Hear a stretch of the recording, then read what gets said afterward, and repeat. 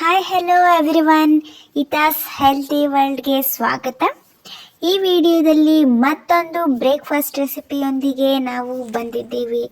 ಈಗಾಗಲೇ ನಿಮಗೆ ನಾವು ಏನು ಮಾಡ್ತಿದ್ದೀವಿ ಅನ್ನೋದು ಐಡಿಯಾ ಬಂದಿರಬೇಕು. ಚಪಾತಿಯೊಟ್ಟಿಗೆ ಒಂದು ಬಟಾಣಿ ಮತ್ತು ಆಲೂ ಕುರ್ಮನ ಹೇಗೆ ಮಾಡೋದು ನೋಡೋಣ. ಅದು ಈಸಿಯಾಗಿ ಯಾವುದೇ ಮಸಾಲೆಗಳನ್ನು ರುಬ್ಬದೆ ಮಾಡ್ಕೊತಾ ಇರೋದು. ನೋಡಿ, ಬಟಾಣಿ ಮತ್ತು ಆಲೂಗಡ್ಡೆನ ಈಗ ಬೇಯಿಸೋಕ್ಕೆ ಇಟ್ಟಿದ್ದೀವಿ ಉಪ್ಪು ಹಾಕಿ. ಈಗ ಇನ್ನೊಂದು ಕಡೆಗೆ ಎಣ್ಣೆ ಹಾಕಿ ಸಾಸಿವೆ ಜೀರಿಗೆನ ಹಾಕಿದ್ದೀವಿ. ಹಾಗೆ ಸ್ವಲ್ಪ ಹಳದಿ ಪೌಡರ್ನ ಸಹ ಹಾಕ್ಕೊಂಡಿದ್ದೀವಿ ಇವಾಗಲೇ. ನೋಡಿ, ಆ ಮೂರನ್ನು ಹಾಕಾದ್ಮೇಲೆ ಈಗ ಈರುಳ್ಳಿನ ಹಾಕ್ತಾಯಿದ್ದೀನಿ. ಈರುಳ್ಳಿನ ಚೆನ್ನಾಗಿ ಮೊದಲಾಗಿ ಫ್ರೈ ಮಾಡ್ಕೊಳ್ಳೋಣ. ಚಪಾತಿ ಜೊತೆಗೆ ಈ ಒಂದು ಪಲ್ಯ ಅಥವಾ ಕುರ್ಮಾ ನೀವೇನು ಹೇಳ್ಬೋದು, ಅದು ಸಖತ್ತಾಗಿರುತ್ತೆ. ಕರ್ಬೇವಿನ ಸೊಪ್ಪಿನ ಹಾಕಿದೆ. ಇದು ಫಸ್ಟಿಗೆ ಹಾಕ್ಕೊಳ್ಳೋದ್ಕಿಂತ ನೀವು ಈರುಳ್ಳಿ ಹಾಕಾದ್ಮೇಲೆ ಹಾಕ್ಕೊಂಡ್ರೆ ಕರ್ಬೇವಿನ ಫ್ಲೇವರು ಹಾಗೆ ಸ್ವಲ್ಪ ಉಳಿಯುತ್ತೆ, ಚೆನ್ನಾಗಿರುತ್ತೆ. ನೋಡಿ, ಚಪಾತಿನೂ ಹೊತ್ಕೊಂಡು ಸೈಡಲ್ಲಿ ಇಟ್ಕೊಂಡಿದ್ದೀನಿ. ಈಗ ತುರಿದಿಟ್ಕೊಂಡಿರುವಂಥ ಕ್ಯಾರೆಟ್ನ ಹಾಕಿ ಟೊಮೊಟೊನೂ ಸಹ ಇವಾಗಲೇ ಹಾಕ್ಕೊಂಡು ಟೊಮೊಟೊ ಸಾಫ್ಟ್ ಆಗೋವರೆಗೂ ಚೆನ್ನಾಗಿ ಎಣ್ಣೆಯಲ್ಲಿ ನೀವು ಫ್ರೈ ಮಾಡ್ಕೋಬೇಕು. ನೋಡಿ, ಫ್ರೈ ಮಾಡ್ಕೋತಾ ಇದ್ದೀವಿ.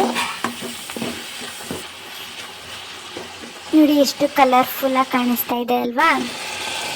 ಇದು ಮಾಡ್ಕೊಳ್ಳೋ ಅಷ್ಟರಲ್ಲಿ ನೋಡಿ, ಬಟಾಣಿ ಮತ್ತು ಆಲೂಗಡ್ಡೆ ಬಂದಿದೆ. ಮೊದಲು ಬಟಾಣಿ ಹಾಕ್ಕೊಂಡು ಸ್ವಲ್ಪ ಫ್ರೈ ಮಾಡ್ಕೋಬೇಕು. ನಾವೇನೇ ಪದಾರ್ಥ ಹಾಕಿದ್ರೂ ಅದನ್ನು ಎಣ್ಣೆಯಲ್ಲಿ ಚೆನ್ನಾಗಿ ಫ್ರೈ ಮಾಡಬೇಕು. ಬಟಾಣಿ ಹಾಕಿ ಸ್ವಲ್ಪ ಫ್ರೈ ಮಾಡಾದ್ಮೇಲೆ ಆಲೂಗೆಡ್ಡೆನ ಈ ಥರ ಚೆನ್ನಾಗಿ ಸ್ಮ್ಯಾಶ್ ಮಾಡಿ ಹಾಕೋಬೇಕು.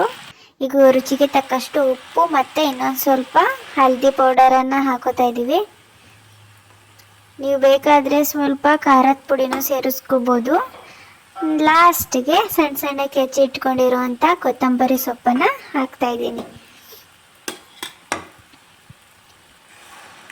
ಕಲರ್ಫುಲ್ಲಾಗಿ ಹೇಗೆ ಕಾಣಿಸ್ತಾ ಇದೆಯೋ ಟೇಸ್ಟ್ ವೈಸು ಸಹ ಅಷ್ಟೇ ಚೆನ್ನಾಗಿರುತ್ತೆ. ಸ್ವಲ್ಪ ನೀರನ್ನು ಸಹ ಹಾಕ್ಕೊಂಡು ನಾವು ಮಿಕ್ಸ್ ಮಾಡ್ಕೋಬೇಕಾಗತ್ತೆ. ಏಕೆಂದರೆ ಚಪಾತಿಗೆ ಸ್ವಲ್ಪ ಗ್ರೇವಿ ಥರ ಇದ್ದರೆ ತಿನ್ನೋಕೆ ಚೆನ್ನಾಗಿರುತ್ತೆ. ಡ್ರೈ ಥರ ಇದ್ದರೆ ಅಷ್ಟು ಚೆನ್ನಾಗಿರಲ್ಲ ಅಂತ ನನ್ನ ಒಪಿನಿಯನು. ನಿಮ್ಗೆ ಹೇಗಿರಬೇಕು? ಚಪಾತಿಗೆ ಡ್ರೈ ಥರ ಇರಬೇಕಾ ಅಥವಾ ಈ ಥರ ಗ್ರೇವಿ ಥರ ತಿನ್ನೋದಕ್ಕೆ ಇಷ್ಟ ಆಗುತ್ತಾ ಅಂತ ನನಗೆ ಕಮೆಂಟ್ ಬಾಕ್ಸ್ ಮೂಲಕ ತಿಳಿಸಿ. ಪಕ್ಕದಲ್ಲೇ ಸಾಫ್ಟ್ ಆಗಿರೋ ಚಪಾತಿನೂ ಸಹ ರೆಡಿ ಆಯಿತು. ಒಂದು ಒಳ್ಳೆ ಬ್ರೇಕ್ಫಾಸ್ಟ್ ಐಡಿಯಾ ನಿಮಗೆ ಸಿಕ್ತು ಅಂತ ಅನ್ಕೋತೀನಿ. ನಮಗೆ ಬ್ರೇಕ್ಫಾಸ್ಟ್ ರೆಡಿ ಆದರೆ ಆಯಿತಾ, ನಮ್ಮ ಮಕ್ಳಿಗೂ ಸ್ನ್ಯಾಕ್ಸ್ ಬಾಕ್ಸ್ ಬೇಕಲ್ವಾ. ಅದಕ್ಕೆ ಒಂದು ಹೆಲ್ತಿ ಆದಂಥ ಮಖಾನ ರೆಸಿಪಿನ ಹೇಗೆ ಮಾಡೋದು ಅಂತ ನೋಡೋಣ. ಇದರ ಹಲವಾರು ರೆಸಿಪಿನ ನಾವು ಮಾಡ್ಬೋದು. ನಿಮಗೆ ಬೇಕಾದರೆ ನಮಗೆ ಕಮೆಂಟ್ ಬಾಕ್ಸ್ ಮೂಲಕ ತಿಳಿಸಿ. ನೋಡಿ, ಫಸ್ಟ್ ಇದನ್ನು ತುಪ್ಪನೋ ಎಣ್ಣೆನೋ ಏನು ನೀವು ಹಾಕ್ತೀರಾ ಅದನ್ನು ಚೆನ್ನಾಗಿ ಕ್ರಿಸ್ಪಿ ಆಗೋ ಥರ ಫ್ರೈ ಮಾಡ್ಕೋಬೇಕು. ಪಾಪ್ಕಾರ್ನ್ಗಿಂತನೂ ಚೆನ್ನಾಗಿರುತ್ತೆ ಇದು ಟೇಸ್ಟು. ಕ್ರಿಸ್ಪಿಯಾಗಿ ಬರುತ್ತೆ. ನೀವು ಇದರಲ್ಲಿ ಸ್ವೀಟ್ ಆದರೂ ಮಾಡ್ಕೋಬೋದು, ಖಾರ ಆದರೂ ಮಾಡ್ಕೋಬೋದು. ನೋಡಿ, ನಾವಿಲ್ಲಿ ಏನು ಮಾಡ್ತಿದ್ವಿ ಅಂದರೆ ಉಪ್ಪು, ಪೆಪ್ಪರು ಹಾಗೂ ಜೀರಾ ಪೌಡರ್ನ ಹಾಕ್ತಾಯಿದ್ದೀವಿ.